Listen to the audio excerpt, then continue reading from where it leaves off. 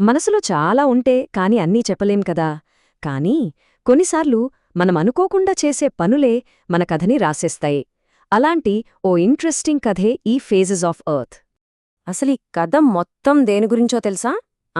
City పొల్యూషన్లో నక్షత్రాలు కనిపించినప్పుడు మనం అనుకోకుండా అనే మాటలు, చేసే పనుల గురించేనట.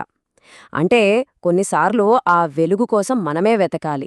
ఆ వెతుకులాటలో అనుకోకుండా మన బాస్ మీదే పడినా పర్లేదన్నట్టు ఈ వ్యవహారం. సరే, ఇక కథలోకి వెళ్ళిపోదాం. ఫస్ట్ సీన్ ఒక లివింగ్ రూమ్. సోఫాలో మన హీరోయిన్ జో తన స్వంత ప్రపంచంలో పూర్తిగా మునిగిపోయింది. సోఫాలో హాయిగా కూర్చుని చేతిలో చిప్స్ ప్యాకెట్. ఇక తన ఫేవరెట్ డ్రామా హిడెన్ లవ్ చూస్తోంది. అంటే చుట్టూ ఏం జరుగుతుందో కూడా పట్టించుకోట్లేదు. తన ఫోకస్ మొత్తం కళ్ళు, మనసు అన్నీ ఆ స్క్రీన్ మీదే ఉన్నాయి. అప్పుడే సీన్లోకి ఎంట్రీ ఇస్తాడు మన హీరో. టింగ్! పని అయిపోవటంతో జో కోసం వెతుక్కుంటూ వస్తాడు. వచ్చి తను వచ్చినట్టు జో గమనిస్తుందేమోనని ఒక చిన్న ఆశతో పక్కనే కూర్చుంటాడు. కాని పాపం టింగ్కి తెలీదుగదా, ఆ డ్రామా ముందు తనని చూసే మూడ్లో జో అస్సలు లేదని. జో కాన్సంట్రేషన్ చూసి టింకీకి నవ్వొస్తుంది. మనసులో ఇలా అనుకుంటాడు, అసలు కనురెప్పైనా ఆపుతుందా ఈ అమ్మాయి? స్క్రీన్ మీద వాళ్లని చూసి ఏదో లవ్లో పడిన టీనేజర్లా సిగ్గుపడిపోతుంది. ఇంక నన్నేం గమనిస్తుందిలే అన్ననుకుని ఇక తను కూడా సైలెంట్గా ఓ ప్రేక్షకుడిలా మారిపోతాడు, డిస్టర్బ్ చేయడం ఎందుకని. ఇంతలో డ్రామాలో ఒక ఎమోషనల్ సీనొస్తుంది. అంతే, జో కళ్లల్లో నీళ్లు. అది గమనించిన టింగ్ ఏం మాట్లాడకుండా సైలెంట్గా ఒక టిష్యూ తీసిస్తాడు. ఈ అమ్మాయి ఏం చేసిందో తెలుసా? దాన్ని తీసుకుంది, కాని కనీసం పక్కకి తిరిగి ఎవరిచ్చారు అని కూడా చూడలేదు. చూడండి, పక్కన మనిషికన్నా స్క్రీన్ మీద ఎమోషన్స్కి ఎంతలా కనెక్ట్ అయిపోయిందో.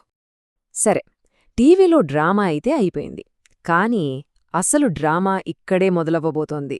ఎందుకంటే ఇప్పటిదాకా టింగ్ కదా జోని చూసింది.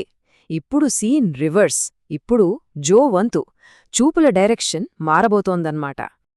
హమ్మయ్యా, డ్రామా అయిపోయింది అని జో రిలాక్స్ అవుతున్న టైంలో సడన్గా తన భుజం మీద ఏదో బరువుగా అనిపించింది. ఏంటిది అని పక్కకు తిరిగి చూస్తే షాక్! టింగ్!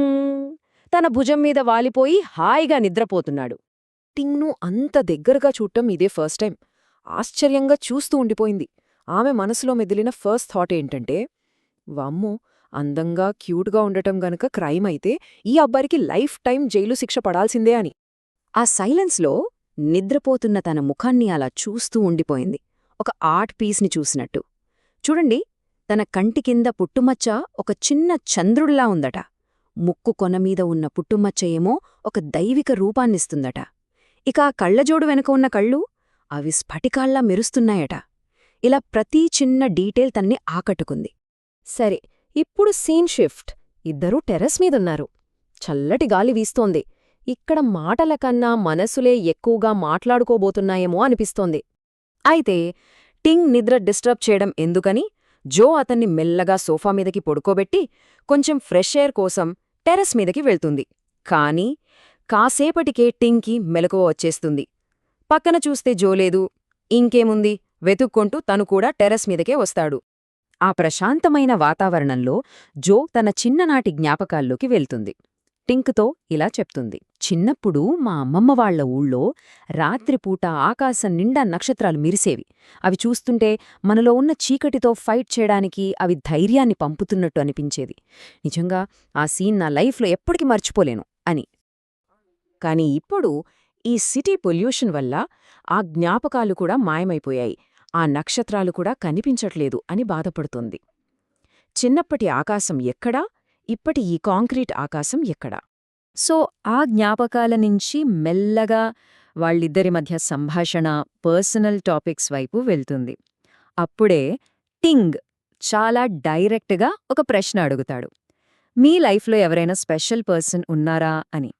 ఆ ప్రశ్నకు జో కొంచెం ఆలోచించి, కాలేజ్లో ఒక క్రష్ ఉండేవాడు, కాని ఇప్పుడెవ్వరూ లేరు అంటుంది. అంతేకాదు, నాకు ఇప్పుడు ఎవ్వరూ అవసరం లేదు అని కూడా చెప్పేస్తోంది.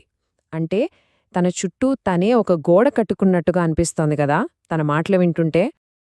ఇక టెర్రస్ మీద చలి పెరిగిపోవడంతో ఇద్దరూ సరే లోపలికి వెళ్ళిపోదాం అనుకుంటారు. కాని వాళ్లకోసం అక్కడే ఒక ట్విస్ట్ కాచుకొని కూర్చుంది. వాళ్ల కథనే మార్చేసే ఒక సంఘటన జరగబోతోంది. ఇక్కడ చూడండి, అసలు ఏం జరిగిందంటే ఇద్దరూ కిందకి వెళ్తున్నారు. మెట్ల దగ్గరికి రాగానే జో కాలు స్లిప్ అయింది. అంతే, టింగ్ వెంటనే రియాక్ట్ అయి పట్టుకున్నాడు. కానీ ఆ కంగారులో ఇద్దరూ బ్యాలెన్స్ తప్పారు. ఇక ఆ పడిపోయే మూమెంట్లో, ఆ గందరగోళంలో అనుకోకుండా వాళ్ళిద్దరి పెదవులు తగిలాయి. కానీ ఆ యాక్వర్డ్ ప్రైవేట్ మూమెంట్ ఎక్కువసేపు నిలవలేదు. ఎందుకంటే వాళ్ళు అక్కడ ఒంటరిగా లేరు. కరెక్ట్గా అదే టైంకి వాళ్ళిద్దరి కోసం వెతుకుకుంటూ జిన్ జూని అక్కడికి వచ్చారు. అంతే, వాళ్ళ చూడగూడనిది కళ్ళారా చూసేశారు. ఇక ఆ సీన్ చూసిన జిన్ ఊరుకుంటాడా? ఆట పట్టించే ఛాన్సు అస్సలు వదులుకోలేదు. వెంటనే, ఓహో, మేమేమో మీకోసం వెతుక్కుంటూ వస్తే మీరిక్కడ బిజీగా ఉన్నారన్మాట, మేము చూడకూడనిదేదో చూసినట్టున్నాం అన్నాడు. ఇక వాళ్ల మాటలకి దొరికిపోయామన్న ఫీలింగ్తో సిగ్గుతో జో, టింగ్ ఫేసులు ఎర్రగా అయిపోయాయి. వెంటనే హడావుడిగా లేచి నిలబడ్డారు. మరి ఈ ఇన్సిడెంట్ తర్వాత జో ఇంకా టింగ్ కనీసం డిన్నర్ టేబుల్ దగ్గర ఒకరు ముఖమొకరు చూసుకోగలరా? ఆ ఆక్వర్డ్ సైలెన్స్ని ఎలా బ్రేక్ చేస్తారు?